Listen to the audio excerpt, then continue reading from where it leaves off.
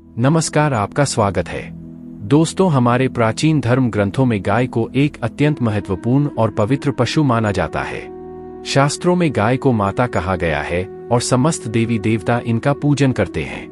गौ माता के शरीर में 33 कोटि देवी देवताओं का निवास होता है। गाय एक अत्यंत पवित्र, निर्मल, शांत, निष्पाप जीव है। ऋग्वेद में इसे संसार का पालन पोषण करने वाली कामधेनु माता कहा गया है। इसके दर्शन मात्र से मनुष्य के हजारों पाप नष्ट हो जाते हैं। इसीलिए कभी इस निष्पाप गौ माता पर अत्याचार नहीं करना चाहिए। गाय को कभी मारना नहीं चाहिए और कभी उन्हें कष्ट नहीं देना चाहिए।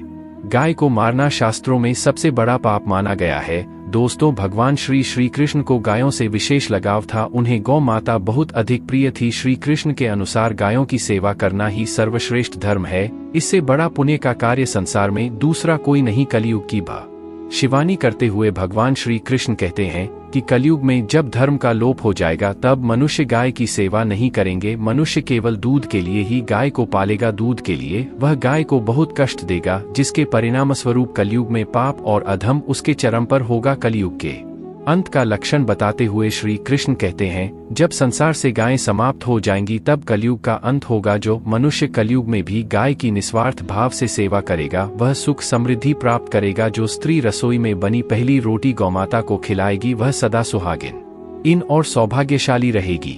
जो लोग अपने घर में गाय से प्राप्त पंचगव्य को घर में रखेगा उसके घर में कभी दुख दरिद्रता नहीं आएगी।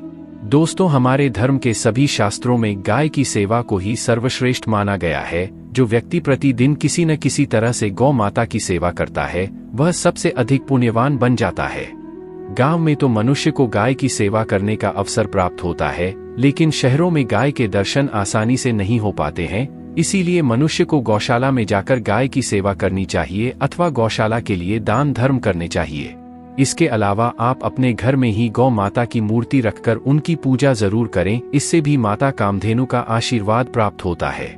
शास्त्रों में गौ माता को मां लक्ष्मी का रूप माना गया है, इसीलिए उनकी पूजा करने से दरिद्रता दूर होती है। प्राचीन काल से ही गौमाता की सेवा और संरक्षण करने की परंपरा चली आ रही है। कई ऋषि मुनि अपनी कुटिया में गायों का पालन करते थे तथा राजा महाराज गायों का दान करते थे। गायों के दान को सबसे बड़ा दान कहा गया है। गाय का दान करने से सभी जन्मों के पाप नष्ट हो आते हैं और मनुष्य को मोक्ष की प्राप्ति होती है।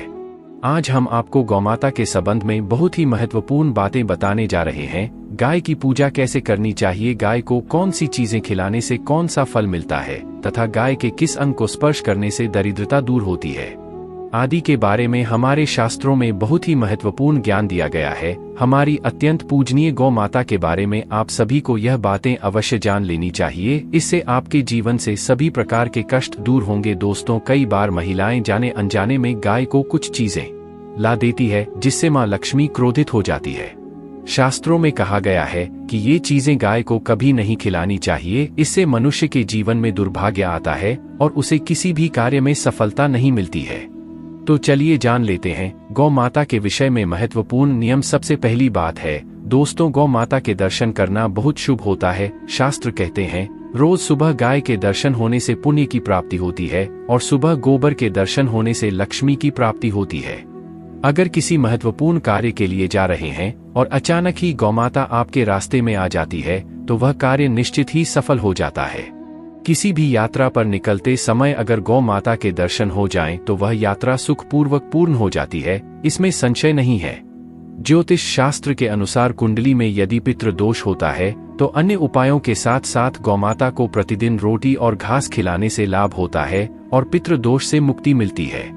इसी तरह कुंडली में यदि शनि की 7.5 या महादशा है तो हर शनिवार और अमावस्या को काले रंग की गाय को घास या रोटी खिलाएं और उसकी पूजा करें। इससे शनि दोष कम होता है। गौमूत्र यानी कि गाय का मूत्र बहुत ही उपयोगी, पवित्र और स्वास्थ्य की दृष्टि से अत्यंत हित कार्य होता है।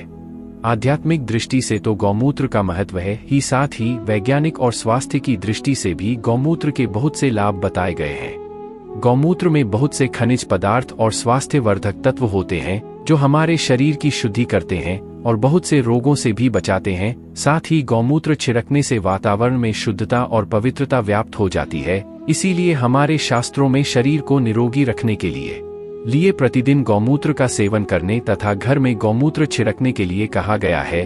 कुंडली में शुक्र ग्रह की स्थिति को मजबूत करने के लिए ज्योतिष शास्त्र के अनुसार सुबह के भोजन में सबसे पहली रोटी निकालकर एक सफेद गाय को खिलाना शुभ माना जाता है। अगर आपकी कुंडली में बुध ग्रह कमजोर है या आपको किसी कारण इसके दुष्प्रभाव झेलने पड़ रहे हैं तो हर बुधवार के दिन गाय को हरा चारा खिलाना शुरू कर दें। इससे बोझ से जुड़े दुष्प्रभाव दूर होंगे और आपको तमाम समस्याओं का हल मिल जाएगा।